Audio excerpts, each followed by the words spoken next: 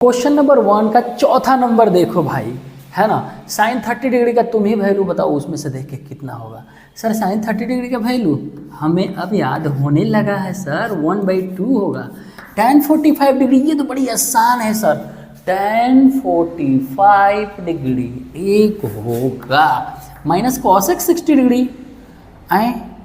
Sign 60 degree sir कितना होता है? साइन 60 डिग्री कितना होता है सर? साइन 60 डिग्री √3/2 होता है। तो cos x 60 डिग्री पलट, तेरा ध्यान किधर है? इधर 2/√3 लिख दो, डिवाइडेड बाई sec 30 डिग्री। तो cos 30 डिग्री कितना होता है? cos 30 डिग्री √3/2 होता है।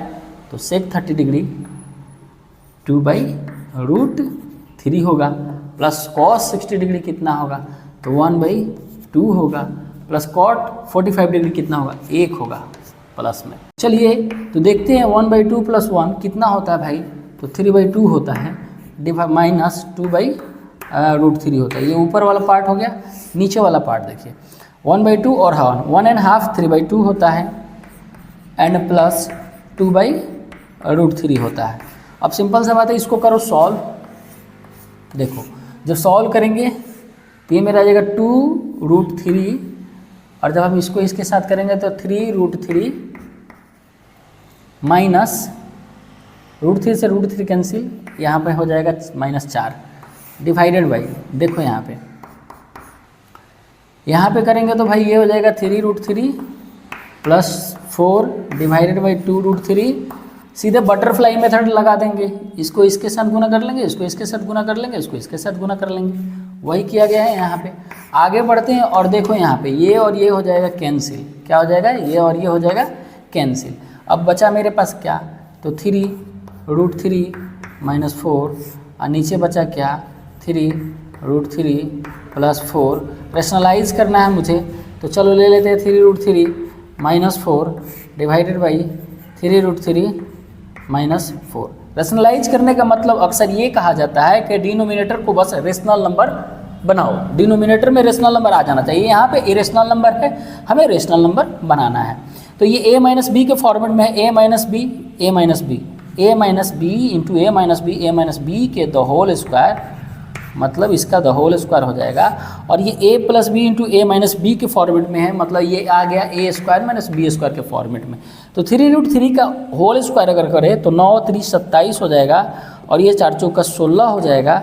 यहाँ पे अपना काम हो गया, है ना। 3√3 माइनस 4 का द होल स्क्वायर लिख दो। आगे अगर एक्सपैंड करना चाहते हो तो कर सकते हो, 27 और 16, तो 16 अगर चला गया 4 7 4 11, नीचे आंसर आ जाएगा 11 हमारा। और यहाँ तक भी लिख के छोड़ सकते हैं, आगे अगर एक्सपैंड करना चाहते हैं तो एक्सपैंड कर सकते हैं।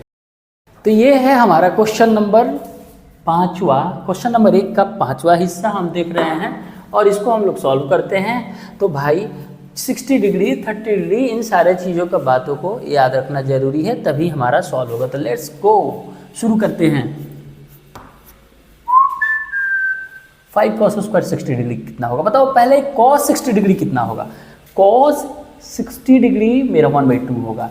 सिंपल सी बात है। तो 5 इंटू cos 60 डिग्री का वैल्यू है 1/2, तो उसका स्क्वायर कर लो, प्लस 4 इंटू sec 30 डिग्री, सेक 30 डिग्री 2/√3। देखो यहाँ पे 2/√3, तो 2/√3 का द होल स्क्वायर होगा बिड़ू, क्योंकि यहाँ पे स्क्वायर है।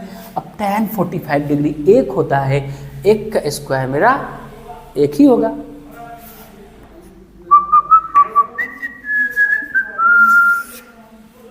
Sine square 30 degree plus cos square 30 degree, sine square 30 degree plus cos square 30 degree.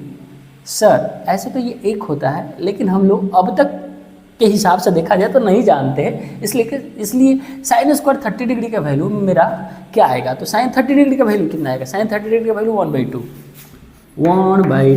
का स्क्वायर कर लेते हैं, plus cos square 30 degree. Cos 30 degree का वैल्यू मेरा होता है √3/2, इसका कर लो स्क्वायर, कहानी खत्म, आ जाएगा आंसर।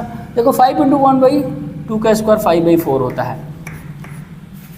ये कितना हो जाएगा? बोलो बोलो बोलो बोलो बोलो बोलो 4 चौका 16, और नीचे हो जाएगा 3, ये हो गया -1, ये 1/4 करने का, इधर 3/4 करने का, आगे बढ़ने का देखो, यहाँ पे आगे देखो क्या होने वाला है।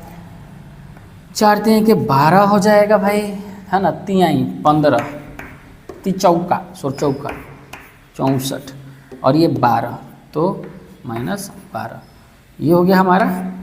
डिवाइडेड बाई देखो 4/4 1 दिखाई दे रहा है, नीचे तो खल्लास ही हो गया। अब ऊपर का अपना काम करना है। 15 और 64, सीधी सी बात है। 15 में से 12 जगह 3, 64 3 67, 67 बता 12, 67 बता 12।